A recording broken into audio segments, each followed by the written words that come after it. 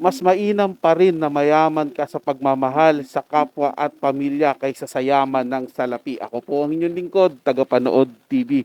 Isang masagana at mabiyayang araw po sa ating lahat. Welcome back po dito sa ating YouTube channel at Facebook page. At muli po ako'y nagpapasalamat sa inyong walang sawang suporta at pagtangkilik po dito sa ating channel. At kung kayo bago lang po na napadaan dito sa ating channel, huwag niyo po sanang kalimutan na mag-subscribe. Hit nyo na rin po notification bell para lagi po kayong updated sa mga bago pang video na ating ilalabas. Share, like, and comment din po kayo mga tagapanood, ating ang babasahin at pupusuan. Kaya naman, wag na po natin patagalin to. Simulan na po natin ang ating reaction video sa araw na to mga tagapanood.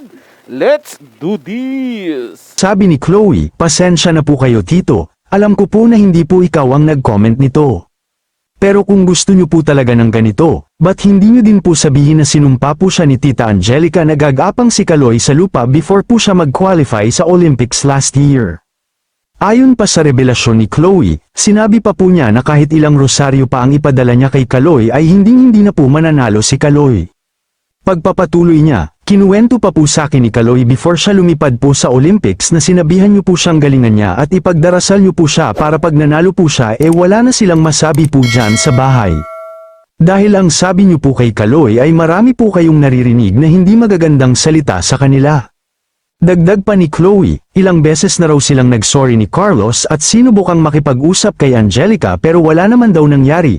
Matagal na panahon at ilang beses na po kami nagsorry ni Kaloy at nag-try makipag-usap po sa inyong lahat. Pero bakit po ganito? Aniya pa, pero wala na po yun tito Nakapagpatawad na po kami and we're always praying for you po.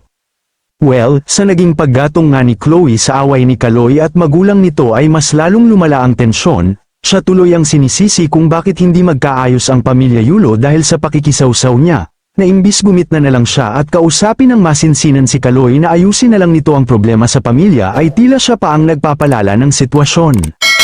Ayon naman sa ibang komento ng netizens, ay malabo talagang magkaayos ang pamilya Yulo kung may isang tao na makikigatong na mas magpapabigat ng sitwasyon. Kayo mga ka-showbiz, anong masasabi nyo sa ating showbiz topic ngayon? Kung may opinion kayo ay magkomento lang kayo sa aking comment section. At syempre kung bago pa lang kayo sa aking channel ay mag-subscribe na kayo para lagi kayong updated sa mga showbiz trends na ina-upload ko. Maraming salamat po. Real talk po yun mga tagapanood, no? Hanggat nandiyan po si Chloe na wala po siyang ginagawa para pagsabihan si Carlos Yulo na harapin at kausapin yung pamilya niya at ayusin to.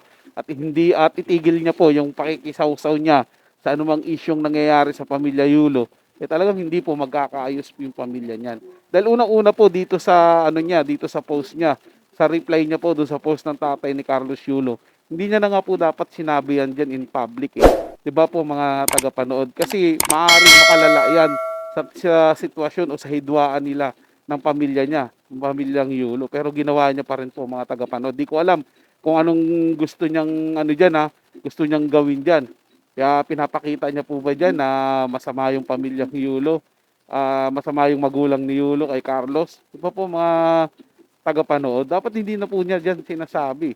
Di ba? Kung ano man yung naibahagi sa kanyang kwento ni Carlos Yulo, hindi niya po binabahagi dyan. Lalo na personal na problema po yun ng pamilya. Di ba sa ginawa niya po mga tagapanood, lalo niya lang po talaga sinilaban yung pahupa na apoy. Lalo niya pong binuhusan ng gasolina para magliab po ulit at mag-alab po ulit. Hindi po, para sa akin mga tagapanood, hindi po maganda yun Kasi kung talagang sinasabi niya na sinubukan na nilang makipag-usap sa pamilya ni Carlos Yulo, sa paanong pamamaraan po? Pumunta po ba sila sa bahay? Diba? Nakipag-usap po ba sila ng maayos doon? 'Di ba?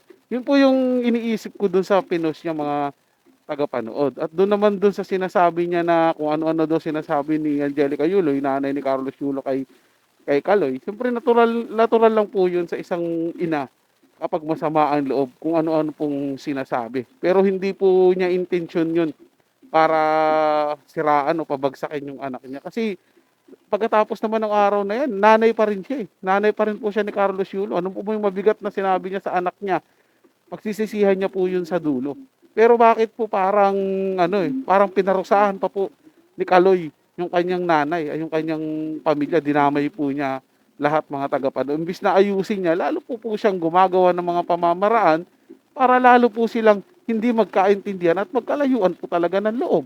At si Chloe, ano po bang ginagawa niya? Hanggang ngayon wala pa rin po siyang ginagawa. Lalo pa po siyang nakikisawsaw sa lumalalang alitan ng pamilya.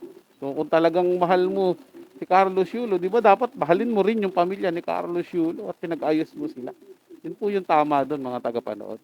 Sige lang po mga tagapanood, may nagustuhan nyo po yung ating talakayan sa araw na to. At kung kayo bago lang po na napadaan dito sa ating channel, huwag nyo sana kalimutan na mag-subscribe.